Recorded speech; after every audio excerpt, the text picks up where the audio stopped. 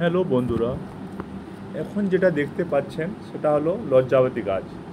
এটি মাঠে ঘাটে অযত্নে অনাদরে জন্মায়। এটি একটি একবর্ষজীবী গুল্ম জাতীয় গাছ। এর পাতাগুলো দেখতে অনেকটা তেঁতুল গাছের মতো। লজ্জাবতী গাছকে চেনা খুবই সহজ, কেননা এর পাতায় হাত দিলে পাতাগুলো মুড়ে যায়। লজ্জাবতী গাছ দু প্রকার হয়, একটা সাদা আর একটা লাল।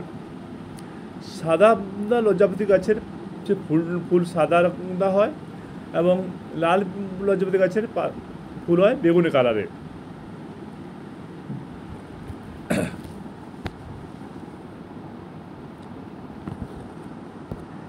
এই লজ্জাপতি গাছের ওষুধি গুণ,